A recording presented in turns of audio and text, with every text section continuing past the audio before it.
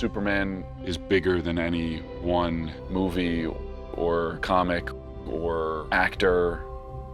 I can't believe we're here embodying these iconic characters.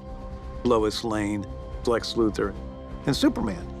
He's the first superhero. He's the start of it all.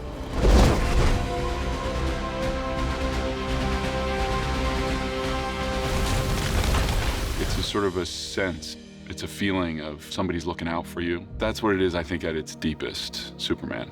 He represents everything that's good, and he transports me back to being a little kid. I'm really inspired by the DC Comics. We're taking these characters that are iconic and changing them slightly. Superman's power is part of his appeal, but he's also this sort of good-natured, jaw-forward, always doing the right thing, gung-ho guy that's so pure. Superman believes in the power of people to be good. The comic books are filled with hope, and I think we could all use a little bit more of that. You okay? Everybody okay? In a way, Superman is Pollyanna. But in the 1950s, everyone was pretending to be Pollyanna. Now, in 2025, he's a Pollyanna in a world that isn't.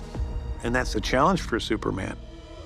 When James called me to tell me I had gotten the role, he said, I want you to work on your shoulders and your vulnerability. Putting on the suit, you're just lost for words. It's an iconic look. I think anybody that sees the movie knows why David Corenswet is Superman, because he just is. I thought I might give you an interview. It was also incredibly important that we find the right Lois. This is Rachel, my intrepid coworker at the Daily Planet.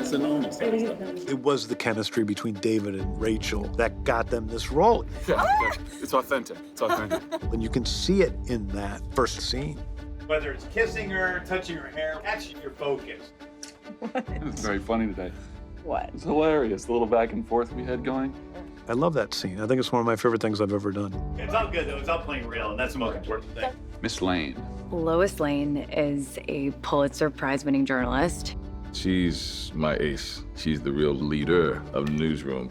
This is all on the record. Yeah, but I love that she's relentless Don't touch my stuff. in her life. She's relentless about her pursuit of the truth. She's relentless about the things that she cares about. What did you mean by that? She's passionate, and I feel like it makes her aspirational.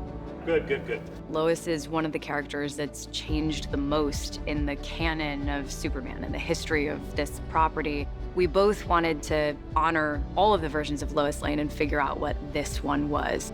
She's always changed to reflect the times a little bit, to reflect what the ideal, spunky, modern woman is. That's way too much sugar, Lois. I party like a rock star, choir boy. Rachel is a dynamo, and the character is a dynamo. That haircut should be against your vows. She's incredibly energetic and funny and fast-witted and powerful. Buckle up. just the way she squints at you. Jimmy with the sass.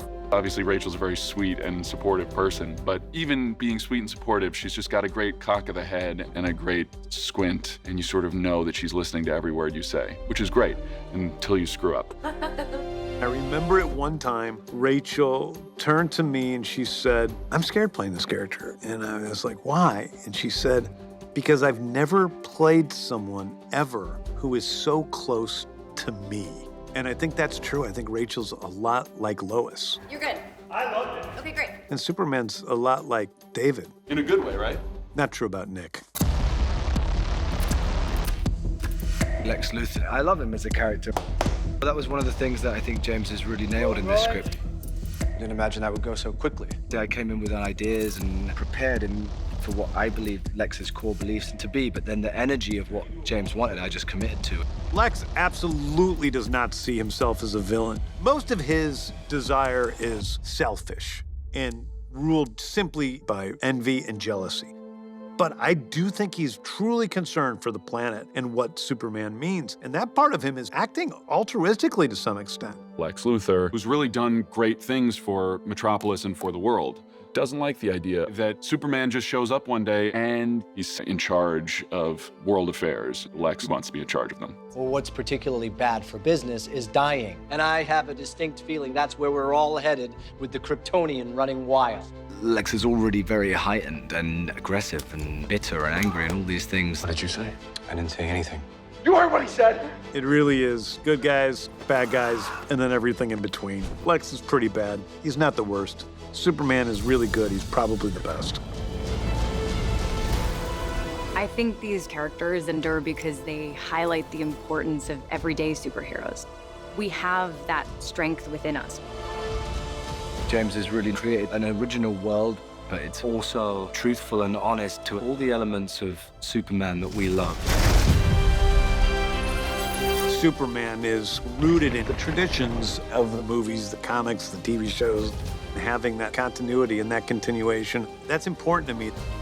The heart of the movie is in the people and their ideas and their ideals. These characters have transcended time.